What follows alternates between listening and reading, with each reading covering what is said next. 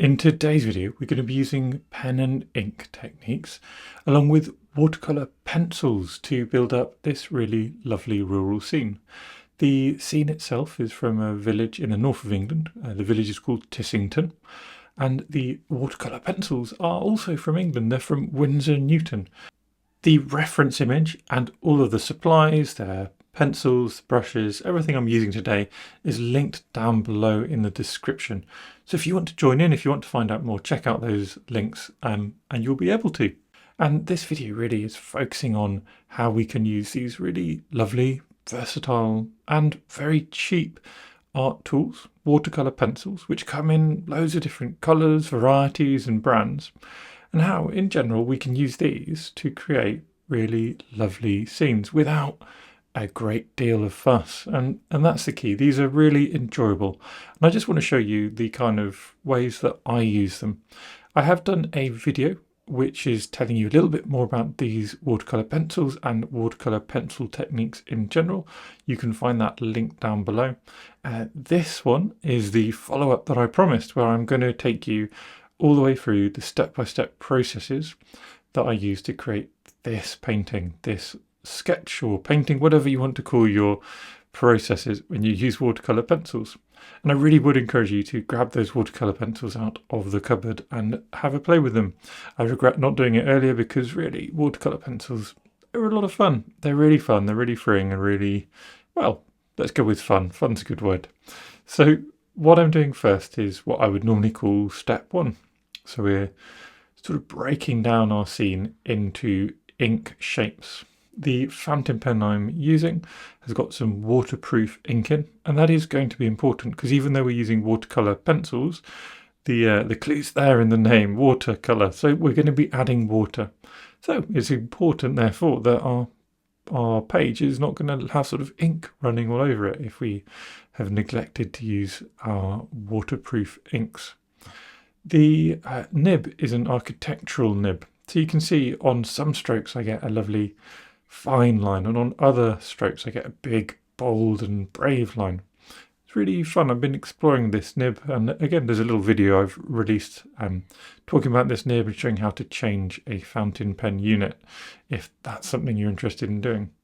And what I enjoy about this nib, and especially when we're thinking about, you know, exploring a new media like watercolor pencils, is that having those big bold marks does really help to simplify the scene, and it generates a lot of character very easily compared to, say, using a ultra fine nib or using a fine liner where you get a lot of character but you have to build it up very slowly. Using a nib like this or using a Fude nib, those big bold marks combined with much thinner marks actually really quickly build up to something interesting. And you can see how I'm then breaking down the background into just a silhouette, picking out a couple of the trees in the foreground and no more than just a couple, and then making the sort of human parts of the scene stand out a little more with the bigger, bolder marks. In the foreground then we've got some sheep. The sheep could be anywhere. This sort of photo was obviously taken at a specific point in time, but I don't have to feel tied down to putting the sheep exactly where they are in the photo, and so I don't. I move them around a little bit to just make the composition a little bit more interesting.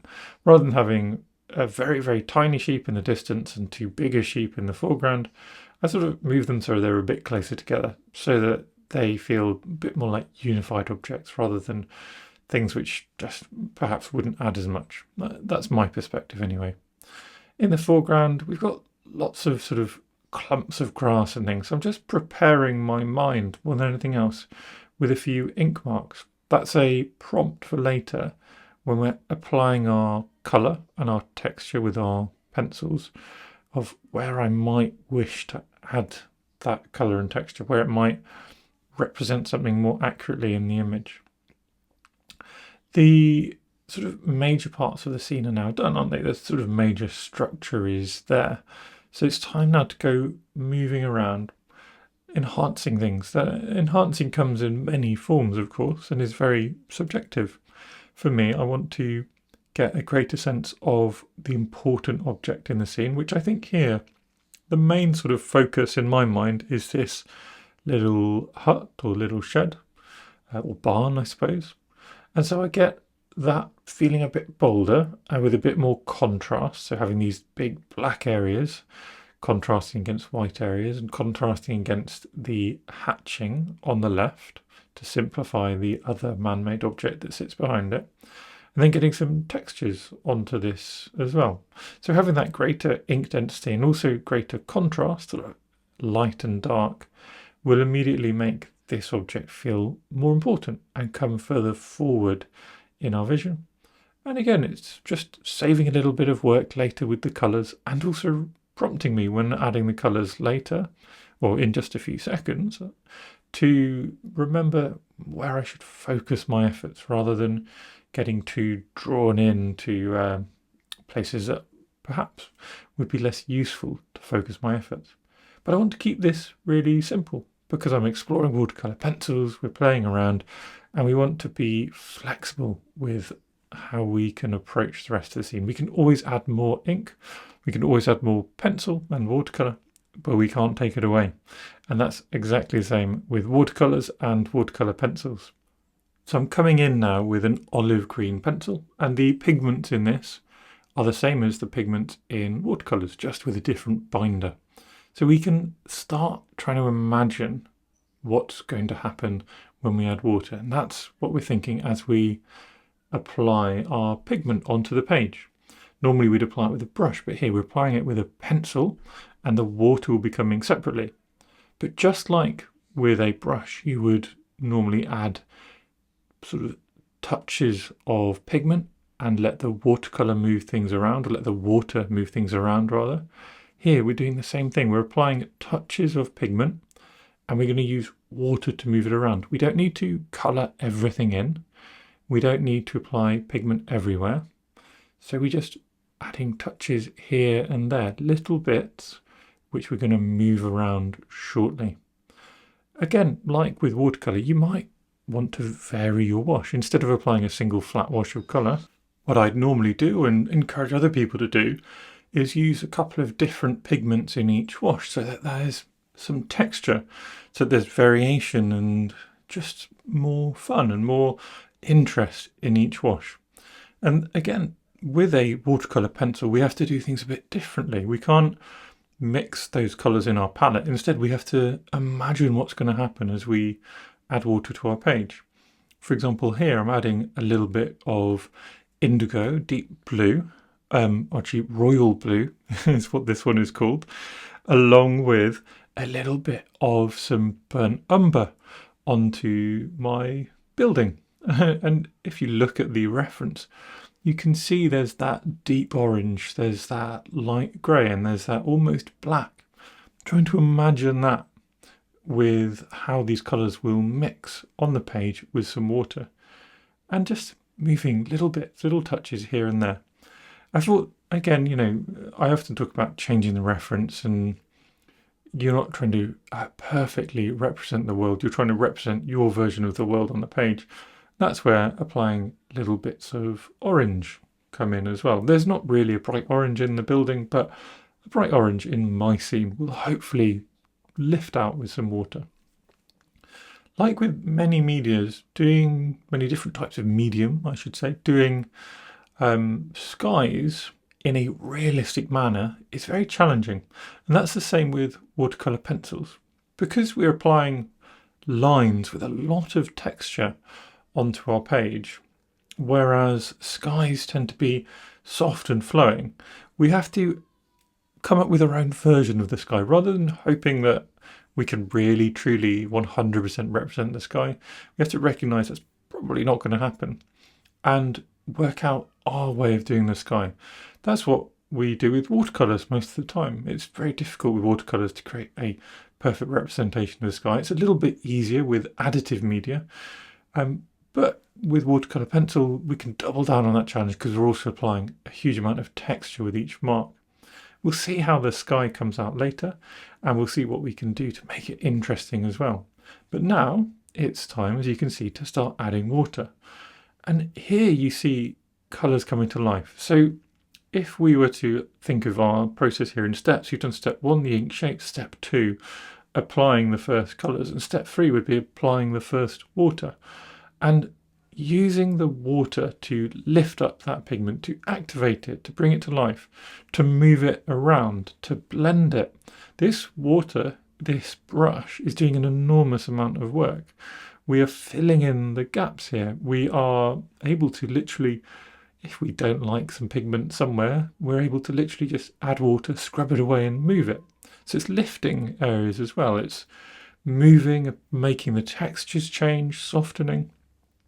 The key here is to remember just to be gentle, both right now, but also in that first layer of pencil. Remember I said you do not need to colour everything. And just like with watercolours, watercolour pencils work best when used as a layering medium. So we're always trying to preserve the light page. We want some white to come through. And then we're trying to imagine how can we build up in 2 or 3 layers some really interesting colours on top. Hopefully you can see those little touches of turquoise in the trees, the little touches of orange in that building look a little bit less ridiculous right now because they've softened out. And we're just trying to get to a point where we can comfortably imagine what's going to happen after applying a little bit of pigment on the page and then washing it away with water. And to some degree, the less pigment we put in that first stage, the easier it becomes. Here, I'm trying to have a go at this sky. So you may have noticed I accidentally lifted up a bit of green and put it into the sky. But this goes to show it's pretty much gone now. By using our water and our brush judiciously and carefully, you can remove pigment you don't want. That's the key advantage with watercolour pencils over something like Inktense pencils, which are permanent once they're down because they're made of ink, or watercolour paints even, which can be because they're a little bit more intense, a little harder to lift sometimes. Here, using pencils now in a slightly different way. And what's different is that the page is wet. And notice how that means that as I apply my pencils, they're quite a lot brighter and bolder. What's happening is the pencils are leaking a little bit more pigment onto that wet page because they're sort of pre-activated. And that gives us a way of, I said, hopefully making our sky a little bit more interesting without overdoing it. This would be what I would call step 4, and that's applying our bolder colours now. And just like in the sky, we're applying more pigment with a pencil onto what is mostly a wet page, and therefore that pigment is coming out bolder.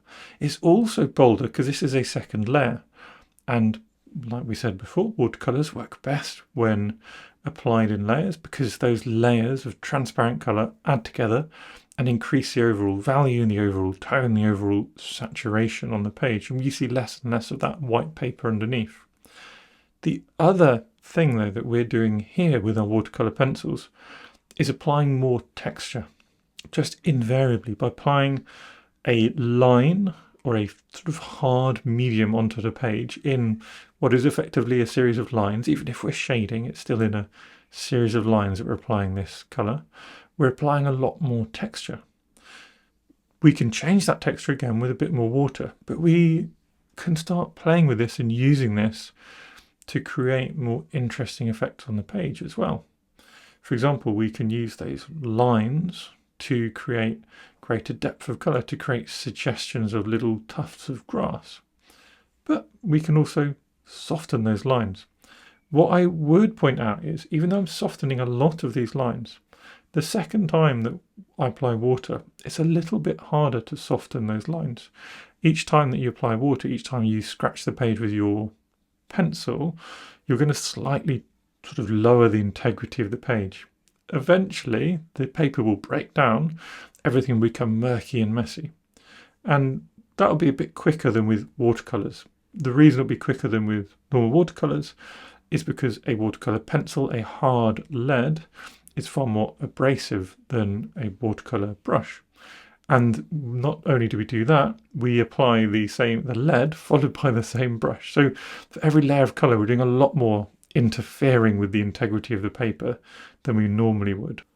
The other side of that, of course, is that every stroke with this pencil imparts a lot more character, a lot more mood, a lot more texture than a simple stroke with a soft and small brush, which is what you might try and achieve these same effects with if you were just using normal watercolours. And here we're sort of onto those finishing touches already, just applying little linear marks, little touches, using, you know, the pencils now basically to draw with, to create that texture, to create suggestions of detail. And this is where watercolour pencils have really obvious advantages, just super obvious advantages over watercolour paints. It's really easy to control these marks. It's really easy to create these marks. And these marks are very immediate and effective. And actually, it's not a bad idea if you want to incorporate watercolour pencils as part of your normal painting, to use watercolour pencils almost exclusively at the end for effects like this, to add in, for example, the branches and trunks of a tree in the distance. It's a great way to use a sort of mixed media approach, using each media to its strengths. However, don't forget that there is more to watercolour pencils than just that. I've been sort of doing what you might consider traditional drawing and painting with watercolours here so far in terms of the watercolour pencil techniques. But you can also have a lot of fun using them to splash with. So you can flick your brush against them and you'll create lovely little bright splashes of paint, just like you would do with watercolours. This is actually a bit easier in my experience to do. Having splashed your brush against the pigment, you'll also be able to use that pigment lifted straight from the pencil itself to paint with. And suddenly we can create these fun little shadows on our sheep and bright blue splashes again in our sky. Another light, fun, interesting touch just to bring our painting to life.